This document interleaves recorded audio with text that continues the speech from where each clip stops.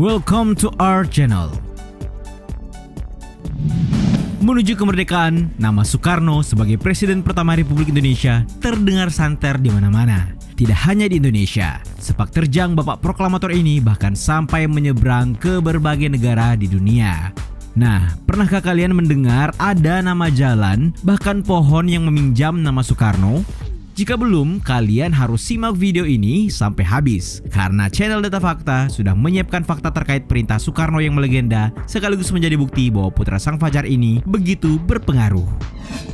Tapi sebelum lanjut, kami ingatkan kembali untuk subscribe channel ini dan aktifkan lonceng notifikasi kamu untuk mendapatkan video edukatif dari Data Fakta.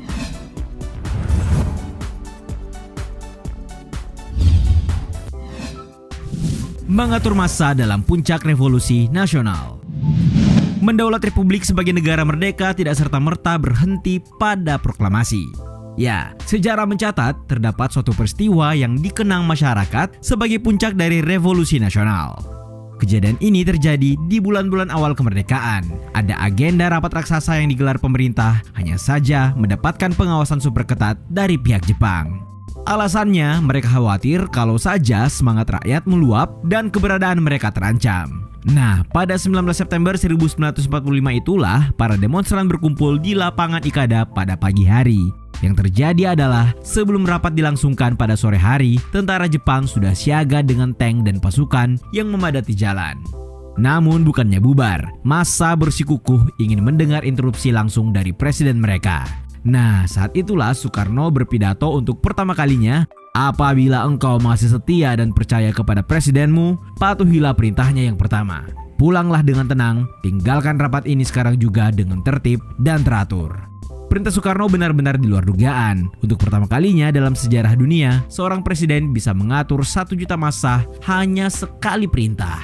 Tidak hanya mencegah kerusuhan, perintah Soekarno saat itu pun mampu membuat tentara Jepang berdecak kagum.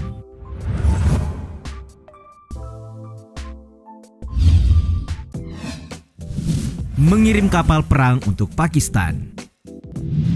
Tidak hanya Indonesia, faktanya Soekarno juga pernah punya peran sentral di negara lain yang tentu saja tercatat dalam sejarah dunia. Ya, hal ini sehubungan dengan perintahnya memberikan bantuan kepada Pakistan yang saat itu terancam perang dengan India. Sudah sejak lama, tepatnya sejak tahun 1947, kedua negara ini sama-sama mengklaim wilayah Kashmir sebagai teritori negara masing-masing. Hingga pada tahun 1965, konflik ini semakin memanas. Nah, demi membantu Pakistan yang terancam diserbu India, Soekarno mengirimkan bantuan berupa kapal selam dengan persenjataan lengkap. Selain sebagai bantuan, perintah yang dikirim langsung oleh Soekarno untuk satuan kapal selam Korps Hiu Kencana TNI Angkatan Laut ini pun diluncurkan demi mencegah pecahnya perang. Dan benar saja, misi yang dinamai Gugus Tugas 10 tersebut berhasil meredam serangan India yang saat itu bersekutu dengan Inggris. Akhirnya, perjanjian damai benar-benar ditandatangani oleh kedua negara di Tashkent, Uni Soviet pada Januari 1966. Nah, demi mengenang jasa Soekarno, Presiden Pakistan saat itu, Ayub Khan, menamai salah satu jalan dan sebuah area bazar dengan Soekarno Square, KB Bazar.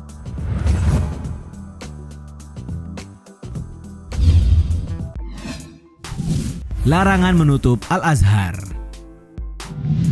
Percayakah kalian jika bukan karena Soekarno, mungkin saja Universitas Kenamaan Mesir yakni Al-Azhar telah tutup saat ini. Faktanya di tahun 1955, suasana politik di Mesir diguncang badai perebutan kekuasaan. Presiden Gamal Abdel Nasser yang juga dikenal otoriter punya rencana untuk menutup universitas tertua di dunia ini. Alasannya karena ia mengkhawatirkan kekuasaannya akan digoyangkan oleh kalangan ulama Al-Azhar yang tergabung dalam Ikhwanul Muslimin saat itu. Melihat hal itu, Soekarno yang punya pengaruh berkunjung ke Mesir dan menemui sang presiden. Dialog pun terjadi dan saran pun diberikan oleh nomor 1 Indonesia ini. "Ya Gamal, kenapa Anda mau menutup Al-Azhar?" "Ya Gamal, Al-Azhar itu terlalu penting untuk dunia Islam. Kami mengenal Mesir itu justru karena ada Al-Azhar. Alhasil, Al-Azhar benar-benar tak jadi tutup." Cerita ini pernah dikisahkan langsung oleh Profesor Dr. Syekh Ali Goumah, Sekretaris Jenderal Halal Kibrail Ulama. Wawancara yang berlangsung pada 29 Agustus 2013 itu pun disiarkan melalui televisi nasional saluran 1 Mesir, bahkan kemudian diunggah ke jejaring sosial YouTube.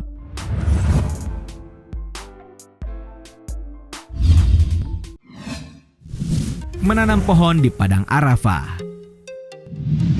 Pernahkah kalian mendengar nama pohon Soekarno? Ya, pohon yang dimaksud dapat kalian temui di padang Arafah, tempat umat muslim seluruh dunia melakukan wukuf saat pelaksanaan ibadah haji di Mekah sana. Ada yang bisa menebak mengapa nama pohon ini mirip dengan nama presiden pertama RI? Faktanya pada tahun 1960-an, Soekarno melakukan perjalanan haji. Ia pun kepayahan karena cuaca di siang hari saat wukuf bisa mencapai suhu 50 derajat Celcius. Nah, saat itulah tercetus sebuah ide. Mungkin akan lebih baik jika ada tempat berteduh di kawasan tersebut. Karena itu, ia lalu menemui Raja Arab Saudi Saud bin Abdul Aziz Al Salat untuk menyampaikan usulannya. Sekembalinya ke tanah air, Soekarno langsung mengambil langkah taktis. Ia memerintahkan Ali Sadikin membawa bibit pohon mindi untuk ditanam di sana, beserta seorang lainnya yang ahli dalam hal ini juga turut serta. Akhirnya, pohon mindi ditanam di lahan seluas 1.250 hektar di Arafah dengan menggunakan tanah subur dari Indonesia dan Thailand. Bisa dibilang jika bukan karena Soekarno, mungkin hari ini kepanasan saat wukuf sudah dianggap wajar bagi calon jemaah haji.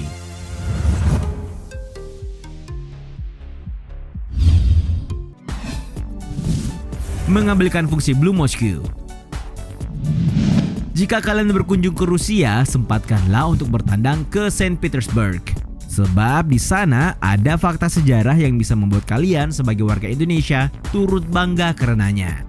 Penting untuk diketahui bahwa dulunya saat Rusia masih bernama Uni Soviet, pernah ada sebuah masjid yang dialihfungsikan menjadi gudang.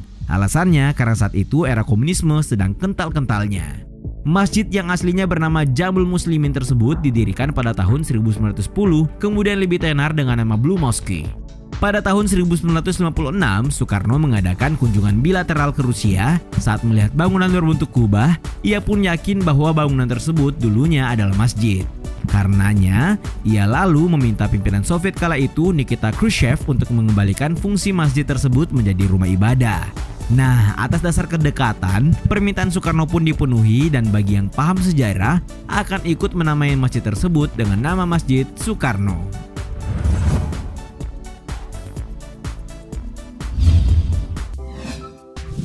Sumbangan ide renovasi Masjidil Haram. Hampir seluruh penduduk bumi tahu Masjidil Haram. Sebagai pusat ibadah saat menunaikan ibadah haji, ketenaran masjid yang berlokasi di pusat kota Makkah ini sudah tak mungkin lagi dinafikan.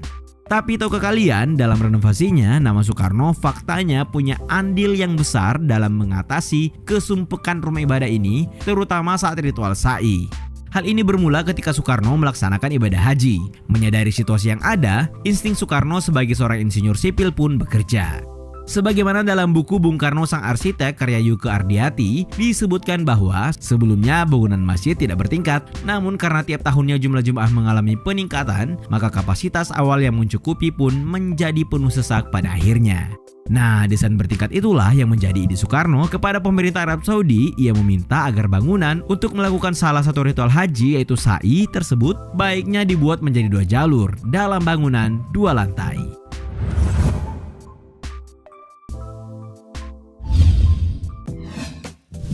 Menemukan makam Imam Bukhari. Belum lama ini Mahfud MD kembali mengungkap peran Soekarno dalam mengembangkan syiar Islam, utamanya dalam perannya menemukan makam Imam Bukhari di Samarkand, Uzbekistan. Ya, dikisahkan bahwa pemimpin Uni Soviet Nikita Khrushchev pernah mengundang Presiden Soekarno berkunjung ke negaranya.